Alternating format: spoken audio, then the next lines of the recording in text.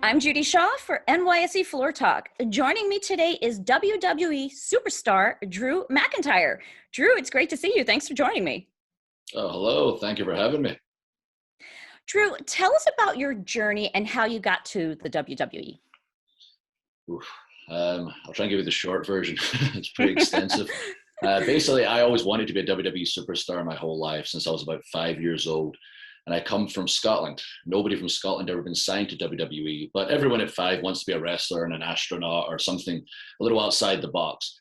As I got older, that never changed. As my friends started wanting to become maybe soccer players, maybe working for the family business, still wanted to be a wrestler over here. And it took until about 15 years old before I convinced my mother to let me start attending wrestling school so I could finally learn how to be a wrestler. The deal was, we'll help you out, we'll fund you, but you have to keep getting your education. You have to stick in at school. So sure enough, I stuck in at school throughout my wrestling training. From age 15 to age 21, I went all the way to university, got my degree in criminology. Just to point out, my wrestling training wasn't close by also. It was a 12-hour trip there and a 12-hour trip back, a 24-hour round trip for a 15-year-old. So it took a lot of convincing, to explain to my mom, I've been talking about this for 10 years. You're 10 years behind. I've been talking about it since I was 5. I got to start this dream now. So, I went to age 21, got my degree in criminology, was signed by WWE, 21 years old, as the first ever Scotsman.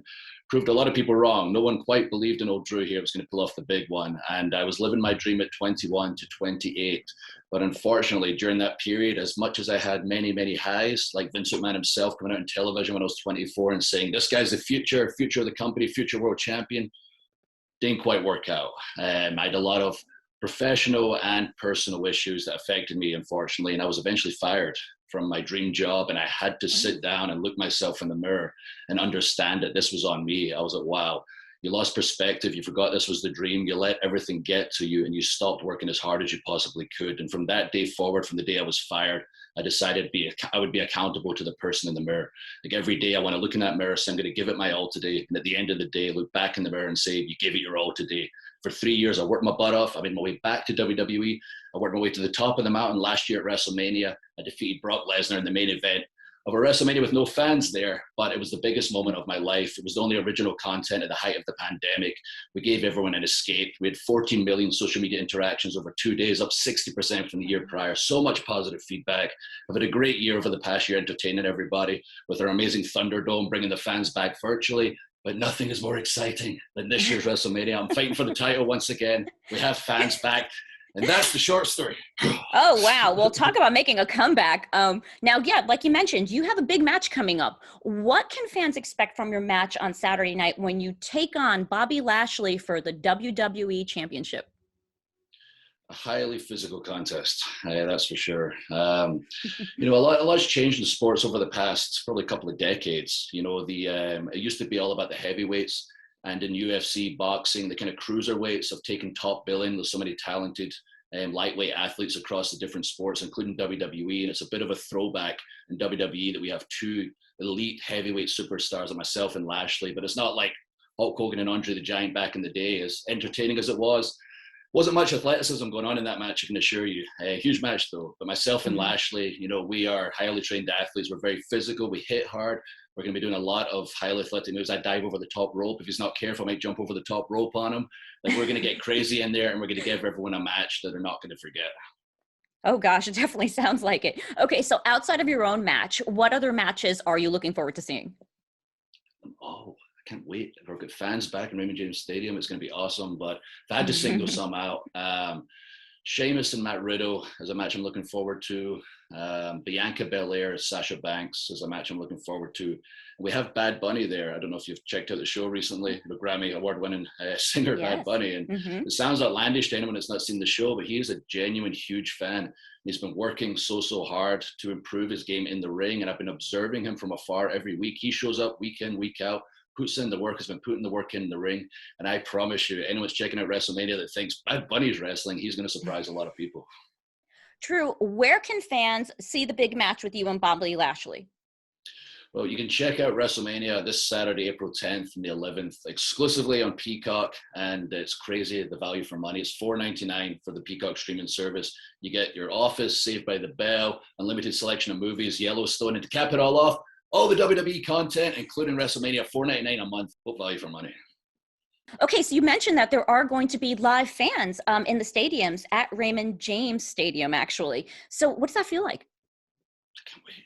I absolutely can't wait. Like, I'm so proud of everything we've been able to achieve. Just, giving everyone that constant every single week, especially when all the other sports shut down, that you can rely on WWE to take your mind off things. But we've missed the fans so much. The fans have missed our product so much. They're so knowledgeable. They're so passionate. I've been to every sporting event across the world, and I can only equate our fans to European soccer fans with how loud and wild they get. And the fact they've been stuck inside, they've not been able to come to a WWE event, they've got all these pent-up reactions to let out to the world. It's going to be so loud in Raymond James Stadium. There's 25,000 fans going to be there. But I promise you, the Super Bowl looked impressive.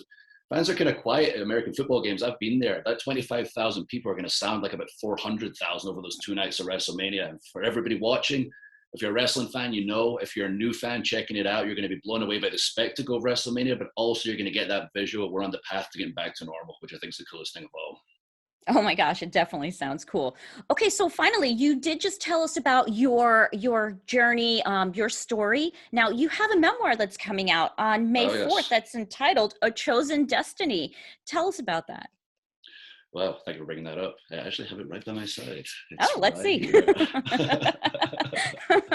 I keep it close by. Yeah, I mentioned the brief story that probably took me about 3 minutes to tell you. That's the more extensive story of my career. But the way we approached writing it, first of all, it's crazy I've got a book. But the way we approach writing it is more for, the new fans to wrestling. It's not written, strictly about wrestling and nothing but wrestling. It's written more, but wrestling's obviously the foundation, but more for people to be inspired. That's what I'm all about, is inspiring people through my journey and the amount of times I've been knocked down in my life and kept getting back up. And I think it's important, especially during these times, to let people know, no matter how, dark it seems at times, there's always a light at the end of the tunnel. And there's a few lessons in there that I've found over the years. Like I mentioned, being accountable to that person in the mirror. That's number one. Blocking out negativity, surrounding yourself with a good support system. Just so many lessons I've learned over the years. And I really just want to inspire everybody out there, be it a WWE fan or a brand new fan, checking out my book. And I want to hear the feedback. When you check out the book, May the 4th be with you. It's an easy one to remember when it comes out. And I want to hear the feedback, because we get the chance to talk to so many fans. I've been doing a lot of cameos recently where I get to kind of pass on the lessons I've learned. The feedback I get has been incredible. That's really helping people during these difficult times. And that's the most important thing to me, is helping people. Okay, so May 4th, A Chosen Destiny. Drew, it's been wonderful to have you on the show, and good luck with the match on Saturday. No, thank you for having me. Make sure you check it out. I want to hear your feedback too. We'll do this in person next year. Next year, definitely in person. Absolutely. Thank you.